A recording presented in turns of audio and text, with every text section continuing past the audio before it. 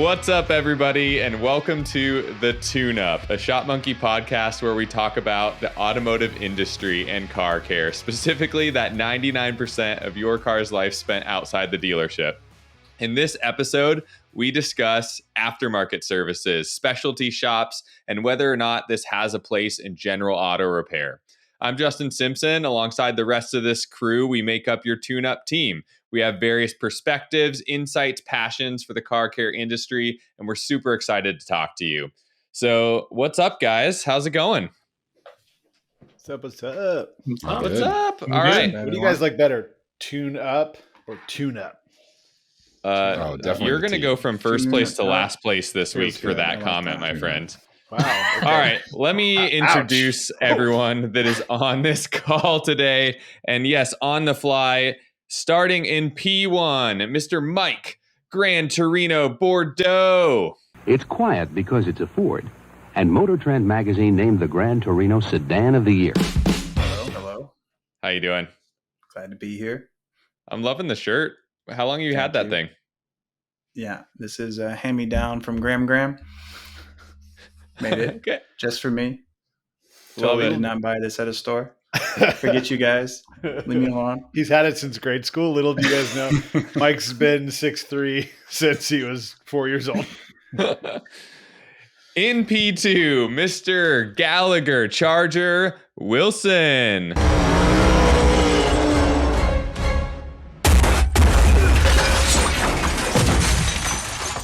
Hey, how's it going? We're sticking with the American muscle theme for you across the board most of the time, Gallagher. You feel good about that? I'm happy with it. It's all good to me. Charger's a sweet car. I'm trying to figure out today's car theme. I have an inkling, but I'm probably way off base. All right. You guys can't see it right now, but his old office had the rack behind him. He is American Muscle. You may not be able to tell from this angle, but All right. In P3, Lucas GMC Vendura Conyer. Hey, will you make up your mind? Which way are you going? Shut up, you crazy fool. What's going on, everyone? Happy to not be in P4. Take that, Moretti. And after disqualification from pole position and starting last, Mr. Jonathan Trans Am Moretti. Well, let's just see what he's got under the hood. Bye-bye, baby. what's up, everybody? Good to see you. I'm not worried about it. I'll let you all hit each other in the first turn and just swoop right on through. I did. So, Gallagher, you have some thoughts on the topic the theme for today's nicknames. What do you think? I'm gonna be way off base, but it feels to me like there's like Cars Clint Eastwood had in movies theme, but I can only peg that with the Gran Torino, so I'm probably way off. That's one out of 4. This is the theme I'm going for. But I'm not a Clint Charger Eastwood. and Good, Bad, and the Ugly. I'm pretty sure. I'm not a Clint Eastwood buff, so I can't tell you everything he's ever been in, but that's just sticking in my head right there. Isn't Anybody GMC Vendura just like an ice cream truck? I don't know why GMC Vendura just screams. Yeah, I'm going to be honest. Truck. I've never seen one of those. What's a Vendura? I'm pretty sure it was ice cream trucks, or like the older ice cream trucks. At least converted Venduras were ice cream trucks. Based on the other vehicles here, I don't think it's an ice cream truck. No, it's just All like the conversion van. Yeah. Wait, it's like 70s muscle. That's what it feels like. The theme for this week is famous TV cars. So, Okay. Gallagher, you are very, very close. The Trans Am is from Knight Rider. Yep. The Gran Torino, Starsky and Hutch. Yep. The Charger, Dukes of Hazzard. And the Vandura, the A-Team. Oh, the Vandura. It's all there. I should have gone wider. I love it when a plan comes together. Is Kit from Knight Rider really a Trans Am? Is that what it is? It was. I think so. Yeah. I mean, I guess I believe that. It's heavily, they put some body stuff on it, but yeah. I mean, put some body stuff on it. I mean, have you guys seen how they make the movie cars? It's like glue and it's always clay. sad when you see one in reality, and it's like literally like cardboard falling off. You're like, oh. Yeah. All right, let's jump into the topic. So today we're going to talk about aftermarket services, specifically, whether aftermarket should have its place on its own or be integrated into other, general repair shops. And we're seeing like this increasing demand for different services. There are shop owners out there trying to diversify and continue to protect their businesses. So, is this a case of demand kind of overstepping the line from where there should be a clear distinction in types of services that you have in your shop for the vehicles and the customers you serve? Or is general repair fair game to just kind of take in whatever they want and continue to make their business viable? So let's dive into it. I think there's a lot of variables on this one. There's stuff to unpack. So let's do it. Okay, I gave you guys a window, but I didn't see anyone jumping in, so I'm going to jump in. We were giving you the window, Moretti. I tried really hard. I tried to leave a window, but I really think that there is a really great marriage of leaving space in any shop for aftermarket work. Any shop, though? Any shop. Any shop. Did you guys just notice that Gallagher can raise one eyebrow at a time? I just saw him do that. Yeah, look at that. Okay, go ahead, Moretti. No, I think this is. Let's unpack this. I think it's much more important. I think that So I was thinking about the topic coming up to the podcast, right? And I know I joked that I wasn't reading, but I was thinking about it. And I think this industry is seeing a staffing issue, and I don't think it's as exciting to talk about tires and oil changes, even though that's where you can make. If you look at successful chains of businesses, they focus on quick service. That's usually the foundation of the business, and then you can get into more heavy line repair stuff and still make money there, right? But the aftermarket, I think, brings passion, and it's the same as we're car enthusiasts. I think it's the same as a manufacturer putting out a Halo car, even though what they really sell is their commuter vehicle, because I think it brings some passion and some fun and some excitement to the job. So there is, and I'm excited to unpack it with you guys, because I think there's a lot of business aspects to break down and how you do that, and how you don't allow it to become a pit where you're spending money and not making money, because that's super easy to do in aftermarket.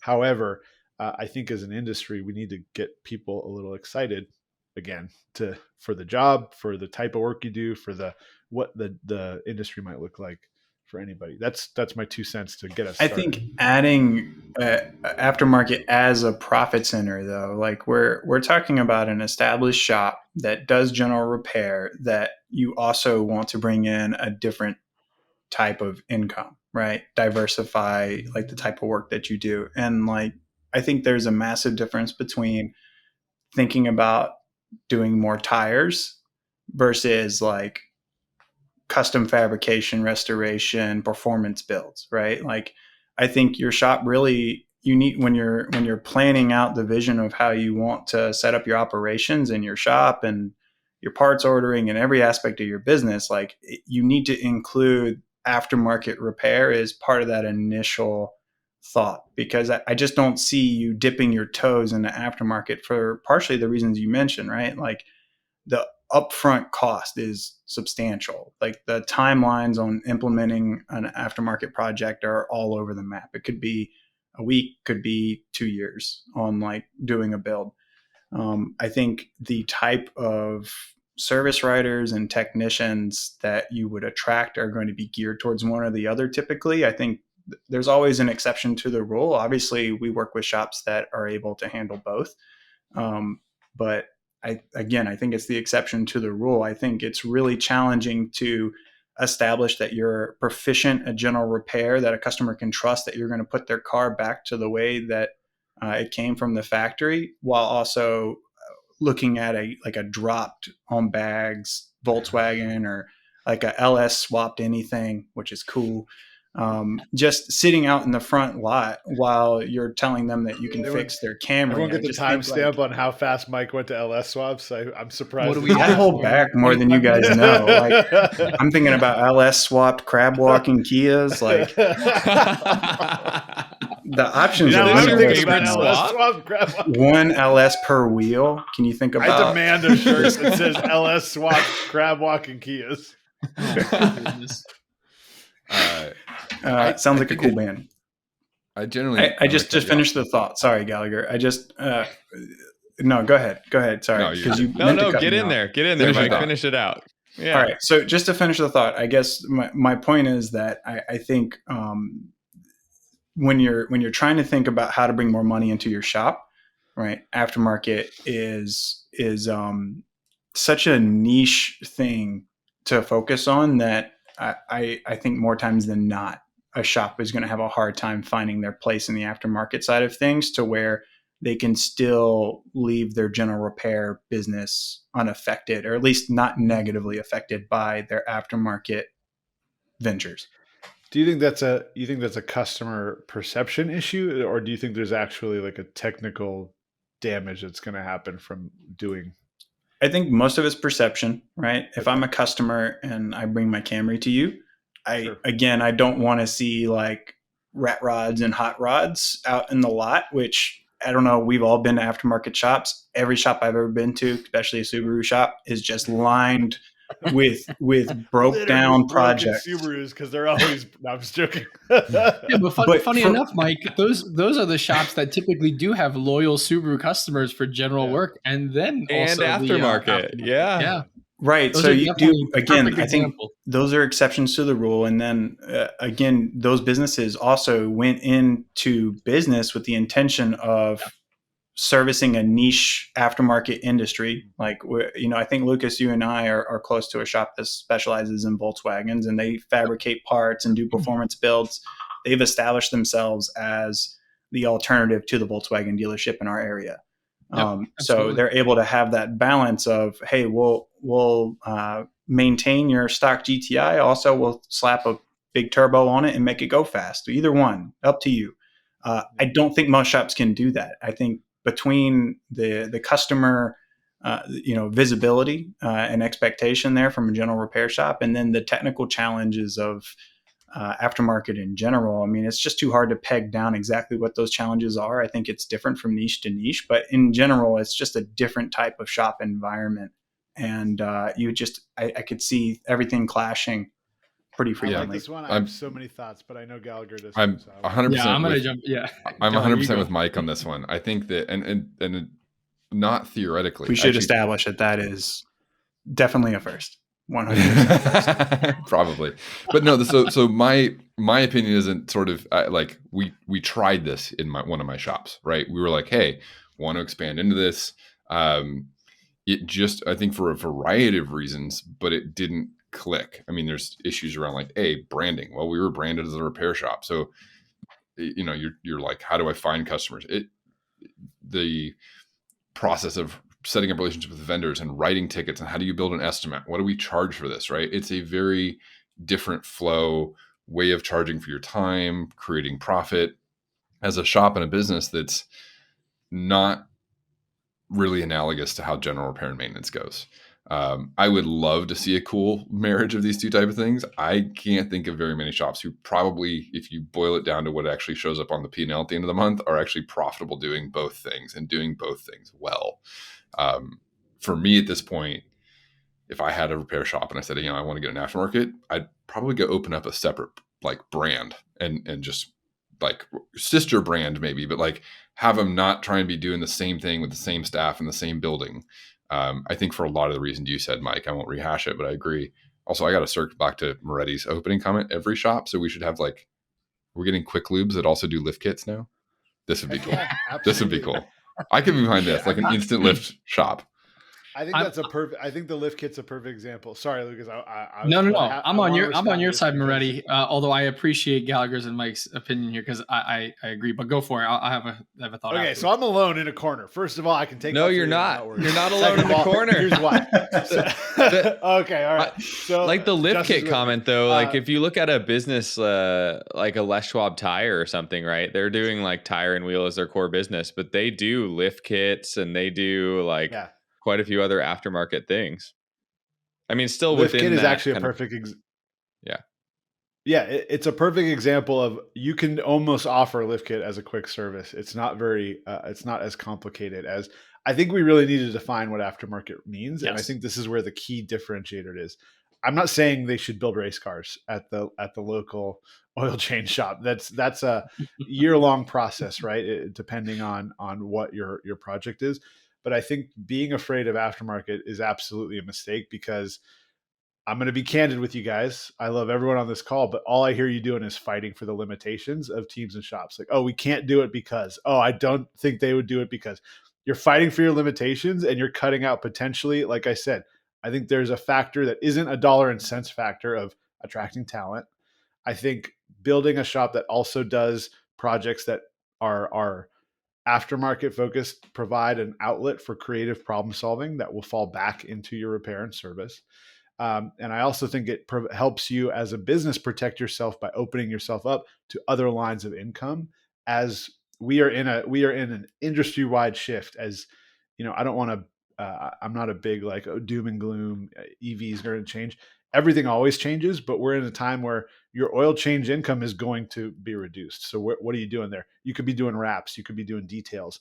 That is still going to bring in income from customers that no longer need oil changes. It may not be the same volume, but I think there's absolutely an argument to dip your toe into aftermarket for all those reasons. And, you know, I get frustrated. It's like, well, you know, the team's going to get crisscrossed. Like, actually, my team, we started at the shop I worked at, we were a performance shop, and there was a branding issue that people thought, oh, do you guys also do brakes? Like, yeah, we do. And that was a problem we had to solve, but it was solvable, and we solved it. And we built a really strong general repair customer base that was a more profitable than our aftermarket, but our aftermarket gave us the reputation of being experts and specialists and really good at what we did, and not just, you know, today's mechanic, right? We were a place that people trusted, and all of my guys were not aftermarket guys. They were all dealer service technicians long before they worked for us, and that skill set brought professionalism and, in my opinion, better aftermarket work than just a straight aftermarket shop. So a lot of shops that I know that don't bring the polish that a general repair technician brings to their job. So I actually think a general repair team can do much better aftermarket work if they allow themselves to lean into it. And Moretti, for the record, I'm like 80% on your side. I was 20% on Gallagher and Mike's side. I agree with some points they brought up, but I see how it changes. Y'all see how this changes, right? One at a time. I'm going to get y'all. I think the definition Moretti was literally is up for like hours last night taking vigorous notes on how to make sure his position is conquered. I like that you think I've ever taken a note. I appreciate that. And the definition has to be really clear. And I don't, in comparison, don't have one-on-one experience in a shop with seeing this unfold. But at SEMA last year, I did speak to 3 or 4 general automotive shops that it was their first time visiting SEMA, because they were curious about what this part of the industry could do for their business. And actually, one of the concerns was, what if oil changes go away? What else can we do to bring in revenue?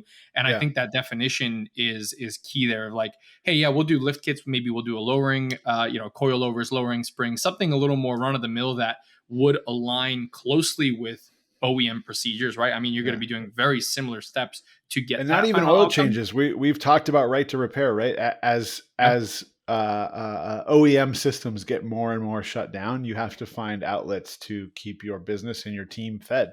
Period. Yeah, absolutely. And even this is a little bit of a plug for next week, but we have an upcoming great live stream with Chris Salva from Electrified Garage, and even though he's doing a lot of OEM kind of dealer work on EVs, a big portion of his business is modifying EVs and coilovers and wheels and all these different aftermarket components. Maybe not, year builds. Maybe he's doing that, but from what I've seen, a lot of his services are in and out installs of aftermarket parts that are bringing this extra level of revenue to his shop. So I think that's a good route, and I think it's Moretti, it's more of a 90 now. 90% you, 10% Gallagher and Mike here. But I think they brought up a lot of valid points, though. If a shop doesn't have the vision from the get-go and they're just kind of closed off to it, and that's the entire team that they've hired, and everyone's kind of on that same wave of no, we're not touching that, then that's probably not the route to go down. But if you have an open-minded staff or you're trying to recruit newer, like younger technicians that are coming out of school and they want to see something cool and work on different projects, that could be a really attractive part of the job. I really like where this discussion is going. I'm wondering we should unpack this a little bit more, because there's kind of two main themes that I'm hearing here. One is the like specialize in one thing and be really good at it and make that your area of focus, and don't get too wide in your net of services, so you're not like kind of bouncing between two different things, or maybe divesting in your core business to try and diversify. And then the other side that I'm kind of like hearing here as well is uh, the planning piece. Like, how does a shop work towards that diversification if they're not, scheduled and planned to do it up front? So, is there, Moretti, you're talking about your instance where you guys did pivot. I think any good business does pivot. But is there like a way to define your brand as a general repair shop and then start to slowly kind of mix this other stuff in without really like causing that distraction? Yeah, I think you bring up a good point, and I think the adding let's say we are focusing on the idea of general repair and maintenance adding aftermarket, that scenario, because aftermarket adding general repair is a different animal, right? It's the same but reverse problem from branding perspectives and skill sets and all that stuff. But I think that what you're saying there about pivoting is really important, because you start to build a muscle that allows you to pivot. And I don't think necessarily, I'm just going back to how I thought about running a shop was, I don't want to be a trend chaser, but I also don't want to miss opportunities where, in the last couple of years, I think overlanding has become much more commonly popular than it was more niche popular at another time. And if you're able to pivot, if you're flexing a muscle of having the ability to change service offerings, then you can dip into something when it is popular, benefit from that, and then dip out if it starts to become less popular, right? So how do you do that? Like, how do you set yourself up? I'm a general auto shop owner. I focus on like general repair only. That's been my core business for 10 years. But my like customer base is slowly kind of decreasing over time because cars are getting more reliable. Like, there's less opportunity to do third party work with manufacturers locking things down, and I want to diversify. So like, what do we do? How do we think about that? Get involved in the community. I was just going to say some involvement in the community. I mean, maybe they're attending local events and get-togethers and whatnot, or maybe they're not aware of how much is possibly going around in each area. I think all of us are coming from slightly different areas of the country, and so I know by us, there's a lot of get-togethers and different meetups that are very popular within the industry for other car enthusiasts to get together. And I think that's an opportunity to kind of just see, get a gauge of what are the trends, but also is there a demand for it? Maybe speak with a couple folks there, and I think that's possibly a good starting point. Or maybe there's a better one, but I think that's a good starting point just to see if, hey, is this work that I want to pursue, and is there a market that's maybe they're hearing a local shop's booked out 2 months and they can't get in to get their coilovers installed. Well, you know what, we do work that mimics that. Bring it over by us, and we can get that done for you, or something along those lines. I think tactically speaking, there's two things that I would look at immediately. So there is a very strong OEM parts supply pipeline that you plug into when you're doing general repair. And I don't know that all OEM service providers know that there are some very strong aftermarket supply pipelines that you can plug into that get you quality parts with the same kind of warranties and stuff that you would see from your water pump supplier. And so I think the first thing tactically would be, if you're really thinking about doing something like this, find a supplier that you like to work with, that you can look at, that you know how to order parts, you like their return policies, their warranty situation. So you're protected as a business, right? That's a choice you have to make. Don't go buying lift kits off Amazon to try to get started here.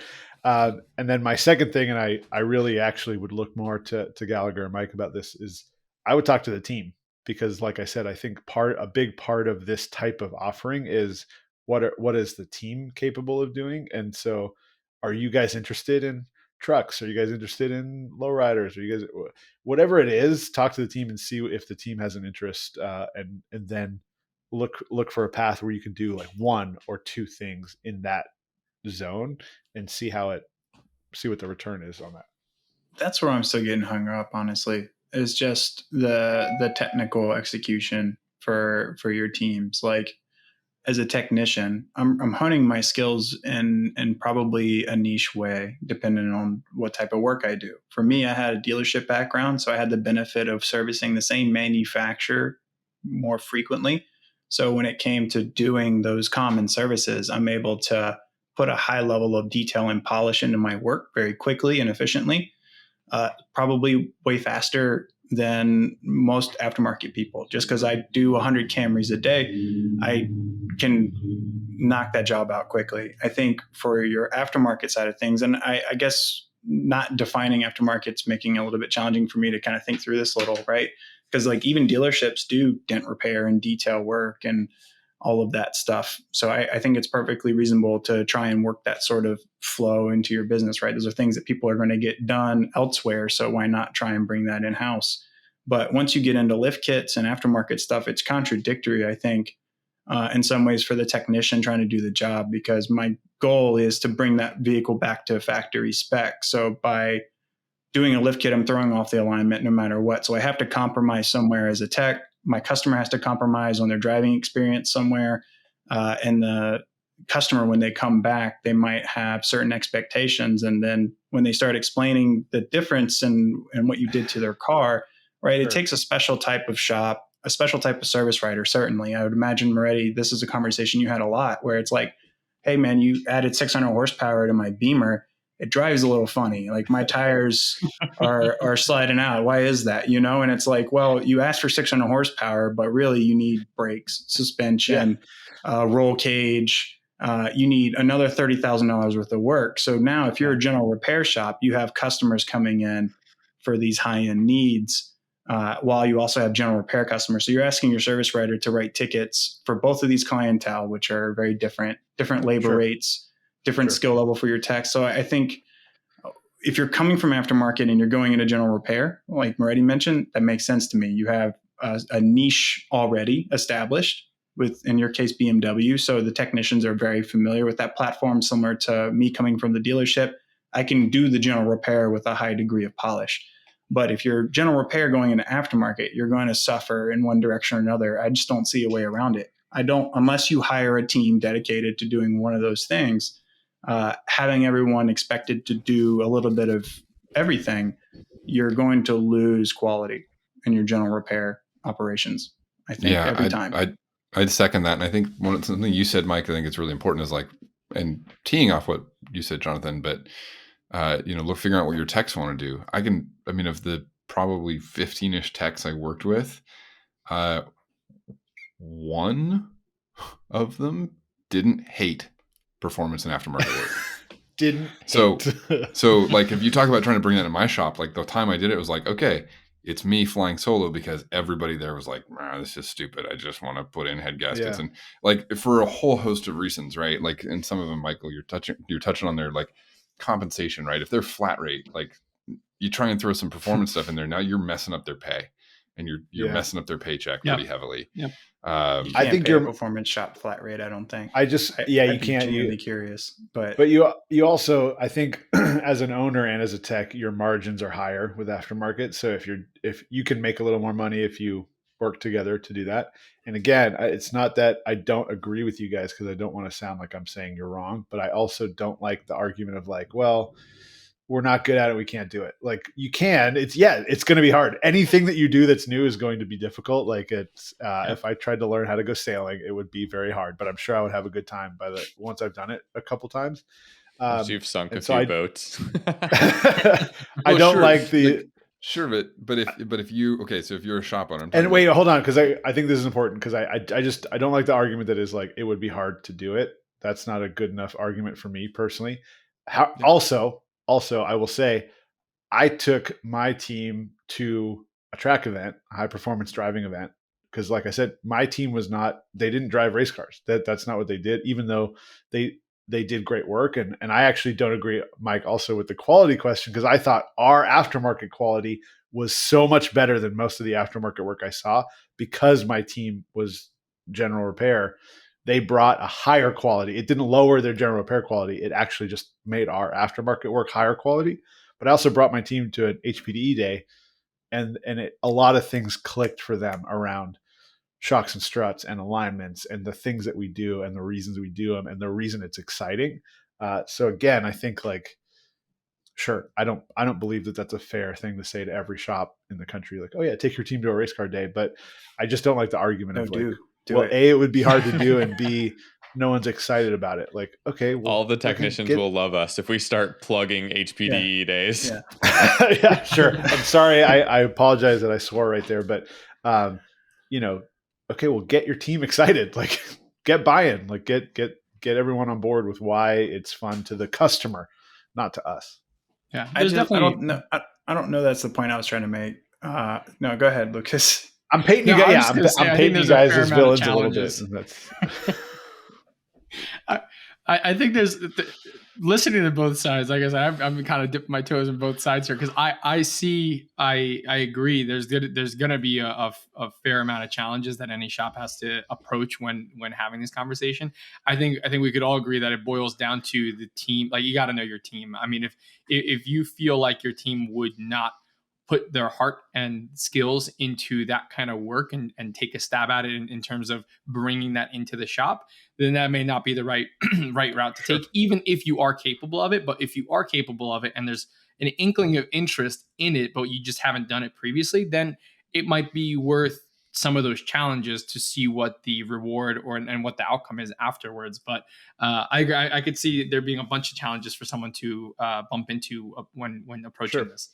So, I mean, how do you test that? Do you get one tech to buy in and just let him dedicate 2 days of his work towards aftermarket services and go that route first before like bringing buy-in across the whole shop and kind of putting your bread and butter at risk?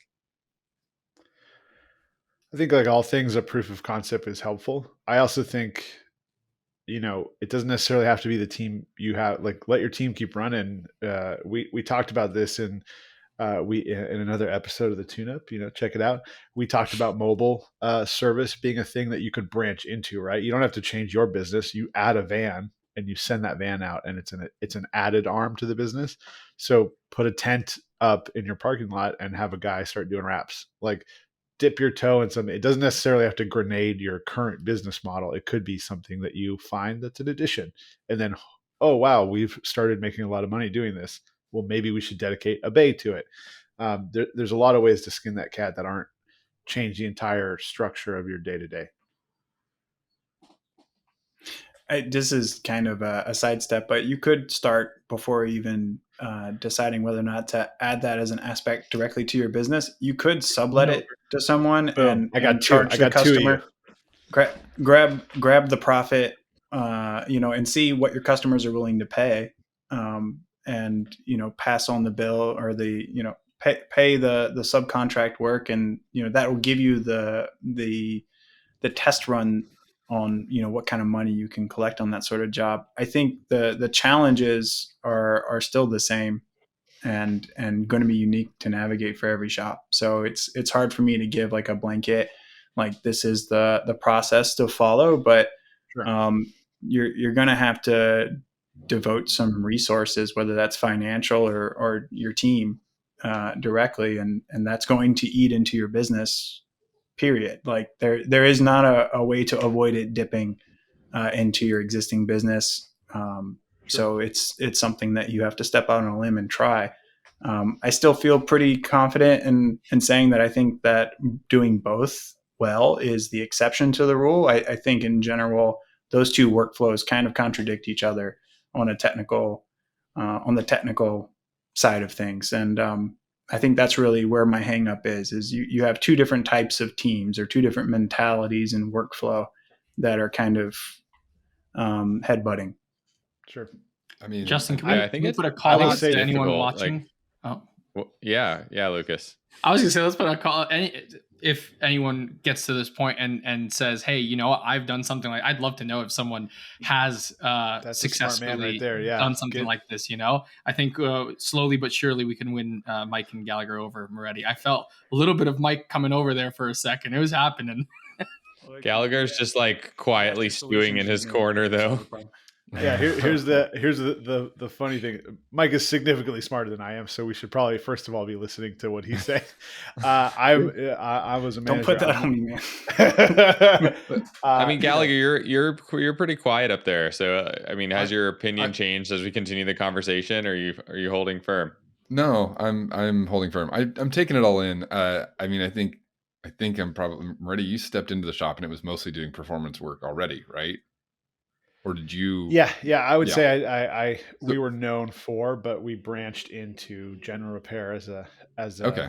Yeah. a profit. I think it's way easier to do that. Like if you're in aftermarket and to go over to general repair, that feels so much more simple than trying to add aftermarket to general repair. I don't know, man. And that's what you guys talk about carved out your niche, right? That's really the big factor. And then you're just doing general auto within your niche, right? Like if you're a BMW shop, you're just adding general auto for all of your BMWs.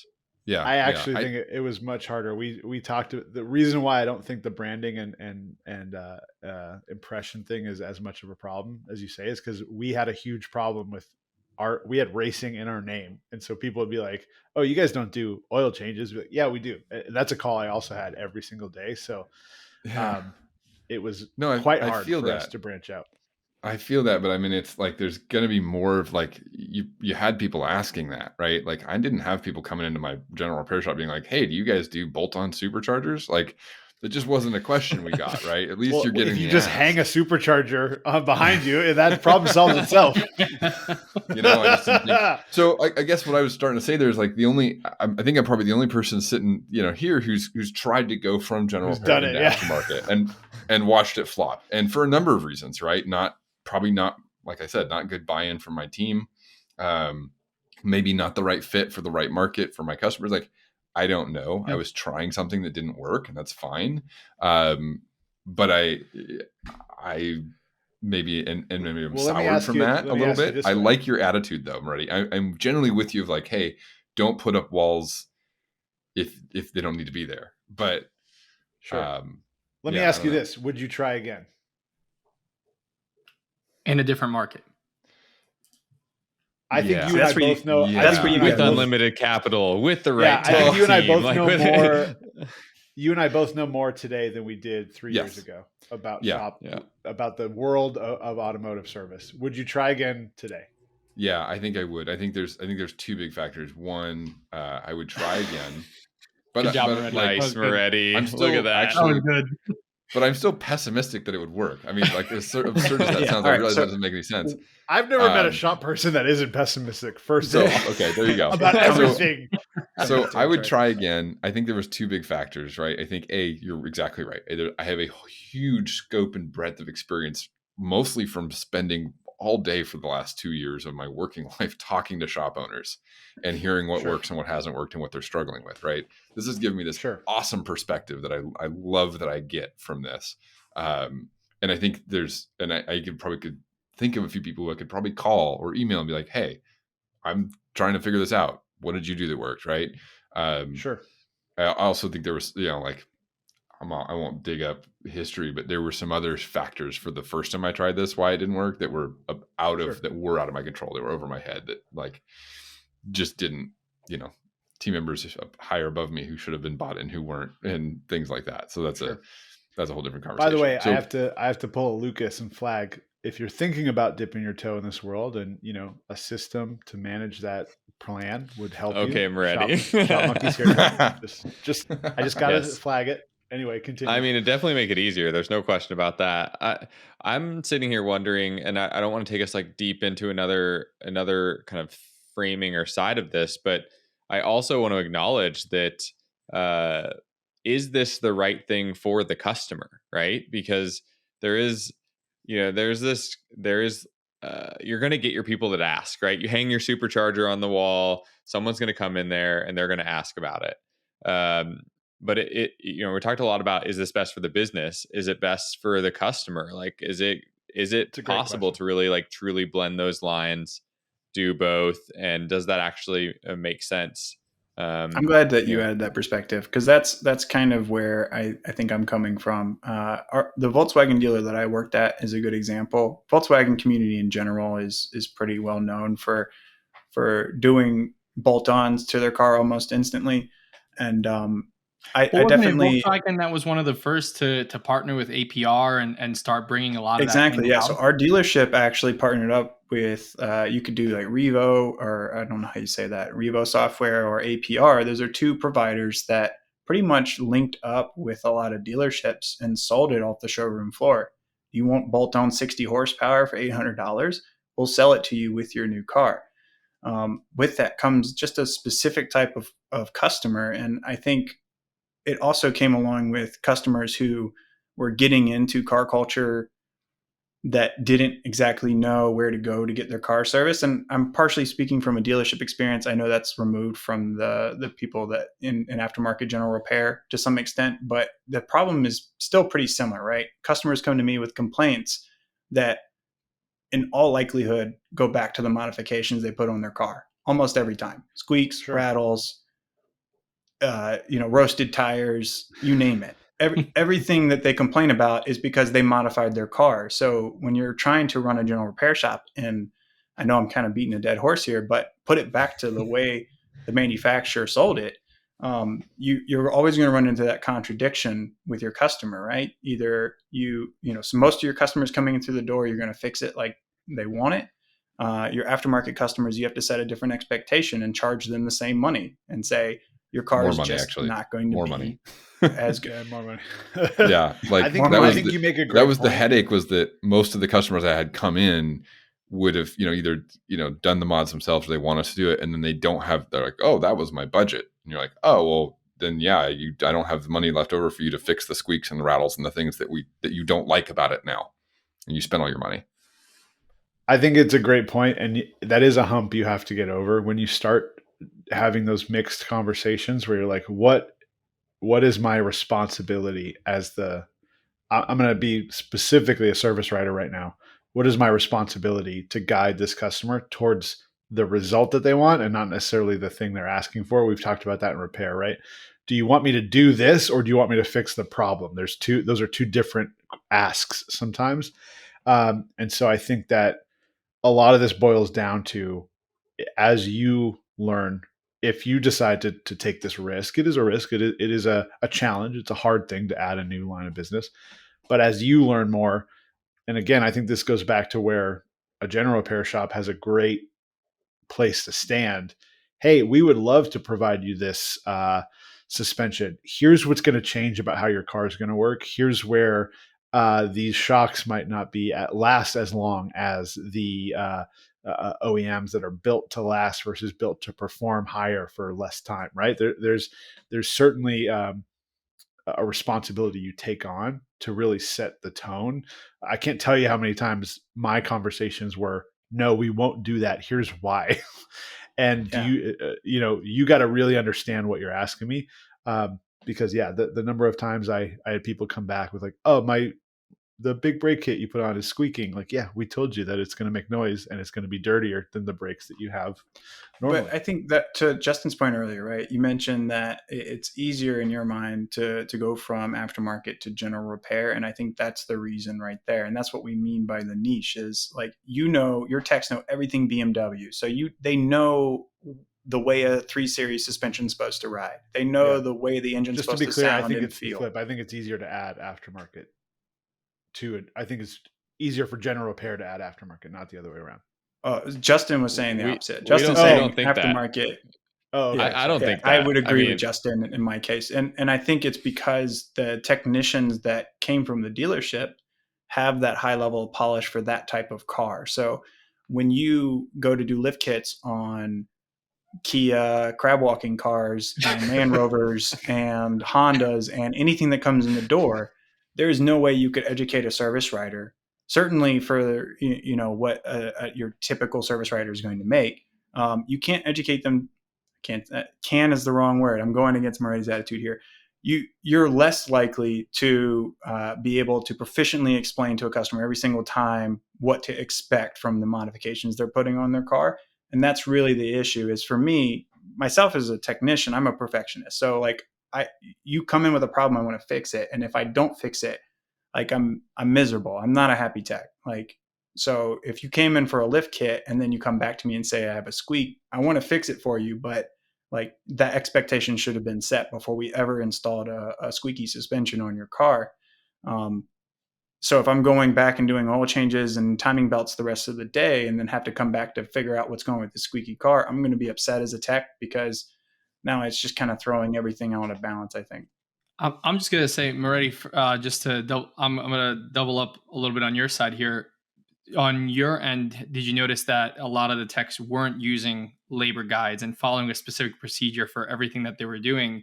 It was more depending on the job, how they approached it and self-taught kind of skills. And I think maybe a portion of what you're mentioning is now bringing the general automotive side of things where they have to follow a very specific procedure by the book to a certain standard in order for that general automotive work to be completed. Was that a factor that maybe some techs were just not a fan of because we do this our way because we've been doing it this way from a performance standpoint, and now you're telling us we have to follow a book?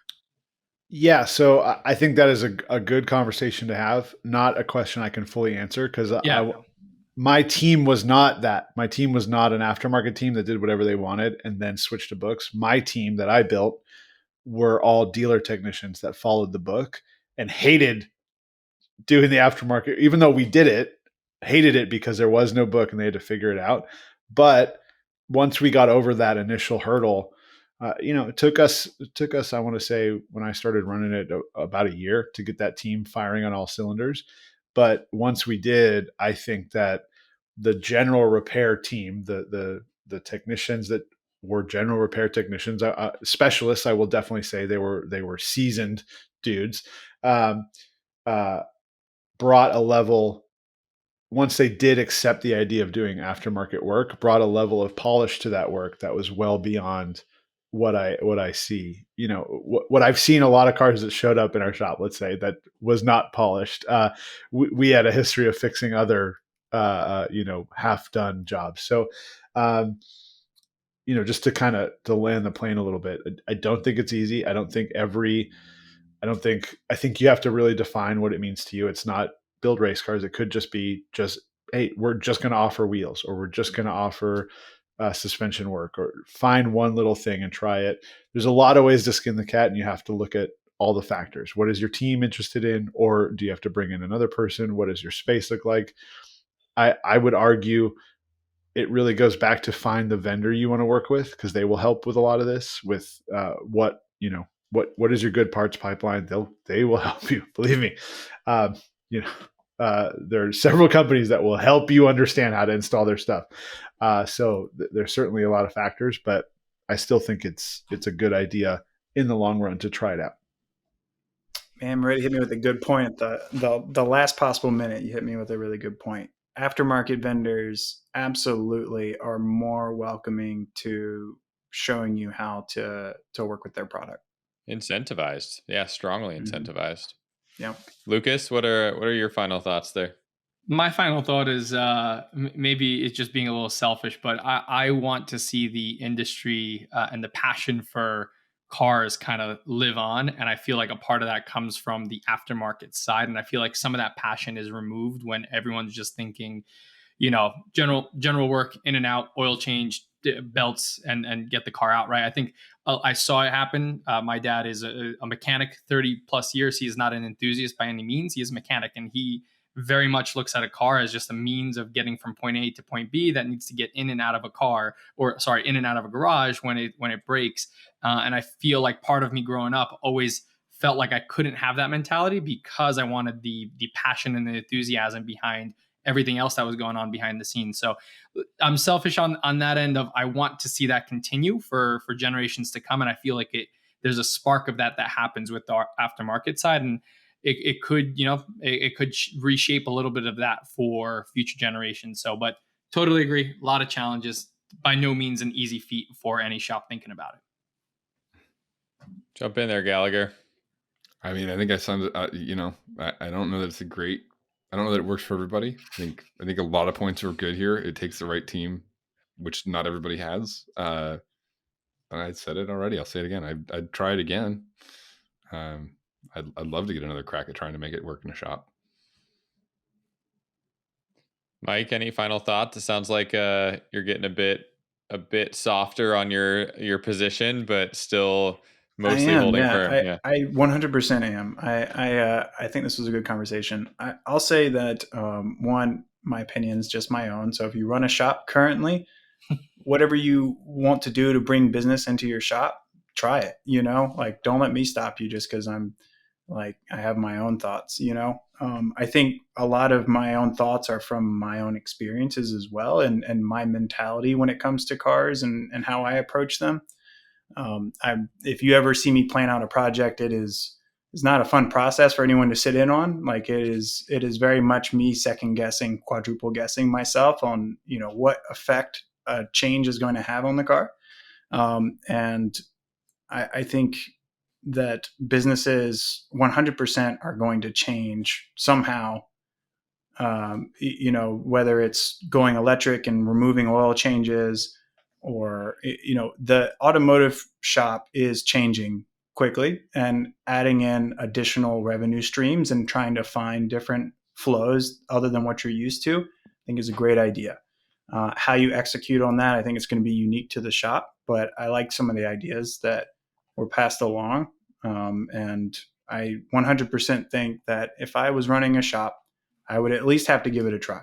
So, I consider me defeated. I got to tell you guys, I wish we had the chance to work together as service writer and tech, because you would have been my favorite tech. Here's all the reasons I don't want to do what you've just asked me to do. I just think that's such a great team dynamic. Yeah, I mean, that's what I'm taking away as we bring this thing home. There's so many factors that go into making a business successful, and it definitely comes down to your team, specifically, like, you know, the core people on the ground that are making those repairs, those aftermarket opportunities real. So, you know, talk to them, understand their position. And then, you know, I'm also like really still stuck on this side of your customer base. If you've been in your bread and butter as a general repair shop for 20 plus years, you probably have a lot of really amazing relationships. So, you know, talk to those people and understand if they're going elsewhere for other services, and if that fits into your core area of your business. You know, leverage the people that you've already built that trust with, and then they could be that, you know, perfect test bed for bringing something in house in the future. So I think we're out of time here. Super great discussion for everybody. You know, we appreciate you all listening. So if you have thoughts on this topic, let us know. You want to say something else, Mike? I was doing the tune-up. Oh, the tune. Are we really going to get into these? Like, what is this called? Tune-up. Okay. Anyways, so if you're out there listening, you know, let us know what you think. Are you out there running a aftermarket shop and doing general repair work, or are you running a general repair shop and thinking about aftermarket, or successfully doing aftermarket? Are you a car owner that goes to one shop for everything, or has multiple shops that you go to for different things for your car repairs? Let us know. We appreciate you all listening. And, you know, as always, this podcast, The Tune Up, is brought to you by Shopmonkey, and we are a digital car care solution for shops across America. So if you're interested in learning more about our product, check out our website at shopmonkey.io, or you know, hit up one of these guys on LinkedIn. They love talking about everything that we do here, and we definitely love cars, love the car care industry, and we appreciate you all listening to us babble along for an hour or so on some pretty amazing topics. Yes, so thank you. That's it for now. Thank you all for watching and listening to the Tune Up. And yeah, please send me your bad aftermarket experiences. Please send those to my. I'm happy to hear those. That's to stories. Moretti's LinkedIn only. That's Jonathan.Moretti at. Yeah. And send your text to races. HPD programs are supported by the Shopmonkey crew. Check.